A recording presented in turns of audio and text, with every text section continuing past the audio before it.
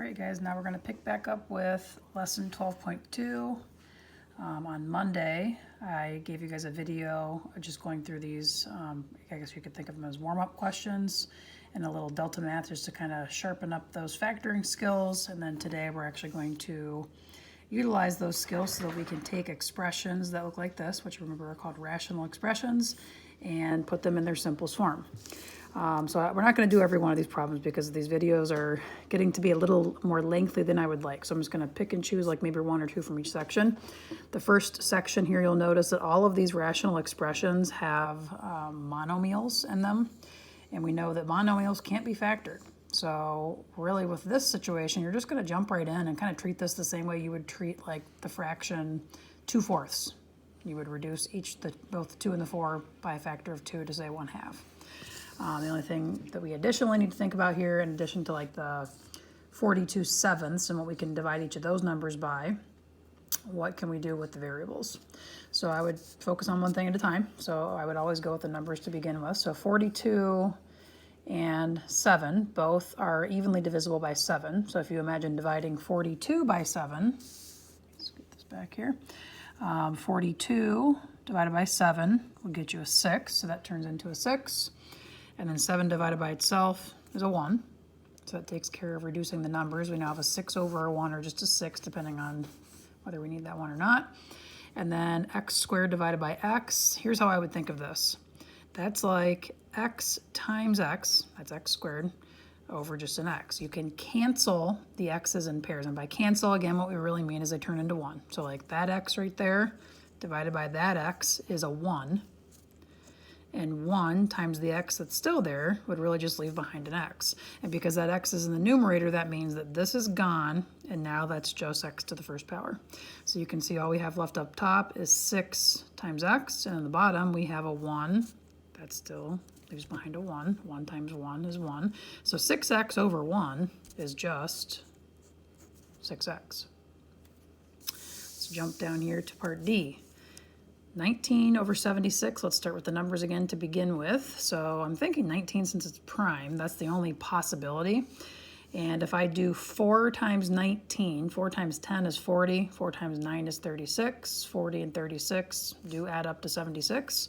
So I'm going to go ahead and divide each of these by 19. It goes into itself once, and it goes into 76 4 times. And then x to the 30th over x to the 10th. You can think of 30 x's displayed up here and 10 of them being multiplied down here. So you could cancel 10 pairs of x's, and that would leave you with none in the bottom. And when you take 10 of the 30 out from the top, you're left with still x multiplied by itself 20 times. Another way to think of this again is using your properties of exponents. When you have x to the 30th divided by x to the 10th, that's like saying x to the 30th minus 10 power, or to the 30 minus 10 power, which would be x to the 20th. And it's a positive, so it's up there in the numerator. All right, so now what we've got is this. 1x to the 20th stuck in the numerator, and just a 4 times a 1, or just 4 there in the bottom.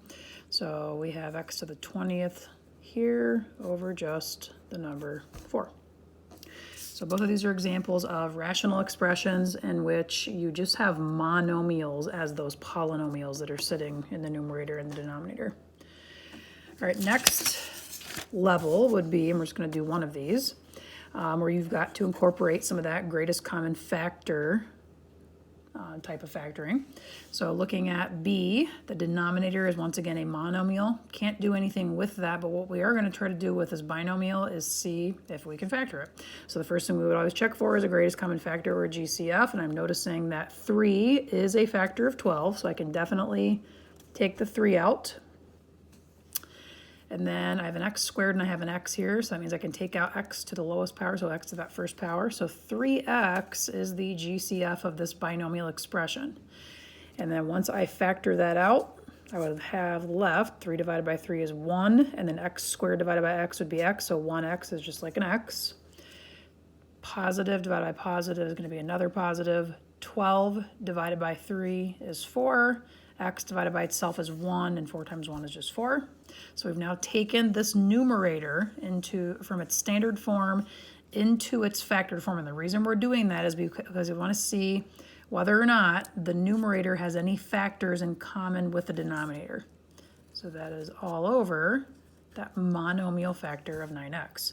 So here's what you guys need to realize. If you've got a polynomial that's anything larger than a monomial, meaning binomial, trinomial, if you see plus signs and minus signs, think of those as glue. So right now that x is glued to that 4. So this is all one factor, x plus 4, just like 3x is one monomial factor. So unless you see another x plus 4 down in the denominator, you cannot cancel any of that out. It's all or nothing. It's the same reason why we didn't begin this problem by saying 3 goes into itself once and into 9 3 times. We can't do that because that 3x squared is glued to that 12x. So unless we see another 3x squared plus 12x down here, we cannot cancel or cross out any part of that expression. So getting these into their factored form is going to make it more obvious as to maybe what they do or don't have in common. So I know right away, can't touch this because there's not another x plus 4 down here, but I can compare these two monomial factors, 3x, 9x.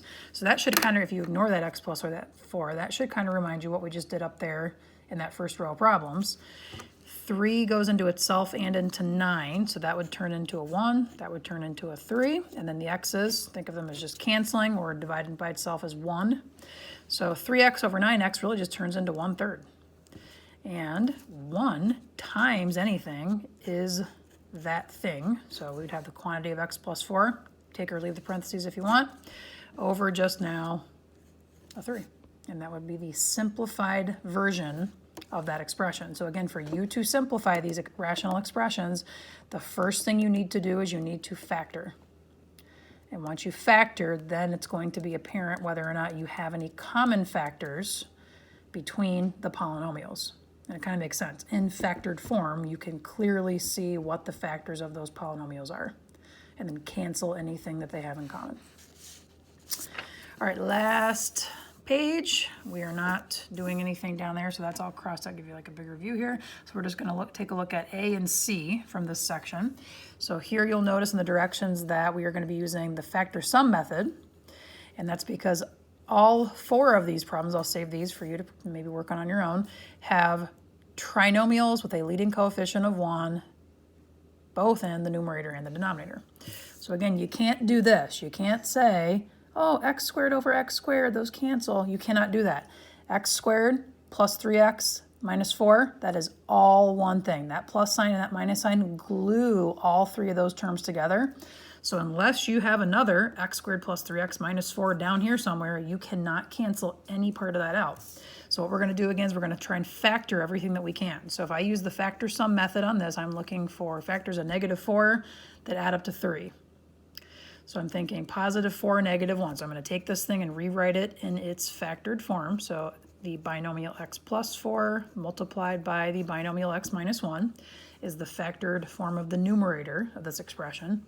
And then down here, factors of -10 that add up to +9 would be x plus 10, so +10, and -1, so x minus 1. So here, some of you are probably noticing now that we have these in factored form, it is obvious that they share a common factor, and that common factor is this x minus 1. Because we see 1 both here and here, we can go ahead and say, well, anything divided by itself is 1, or cancel them. X plus 4, I don't see another x plus 4 down here, so I can't do anything with that. X plus 10, I don't see 1 up there, so again, I can't do anything with that. So the final answer, I guess I shouldn't say answer because we're not solving, but the final expression in its simplest form would just be the expression x plus 4 over the binomial expression x plus 10. So again, factoring is key. Factor it first, look for common factors, cancel them if you have them, and then what you're left with is the simplified version. All right, last example here. Factors of 100 that add up to 29. I'm thinking 4 and 25. So x plus 4 times the quantity x plus 25. Down here, factors of 50 that add up to 27. X plus 2 times x plus 25. 2 times 25 is 50. 2 plus 25 is 27.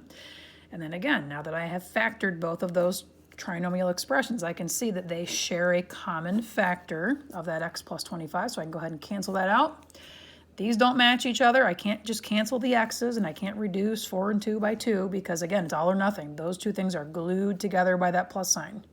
So it's either the whole thing goes or the whole thing stays. So both of those need to stay because there's no x plus 4 in the denominator, and there is no x plus 2 in the numerator. So the final answer, and again, if you want to leave the parentheses, you can, would be x plus 4 over x plus 2. And that is simplifying rational expressions. We will continue to simplify them in lesson 12.3 as well, but we're going to add some operations, specifically multiplying them and dividing them, but we'll still want to make sure that all of our expressions are given in simplest form when it's all said and done. All right,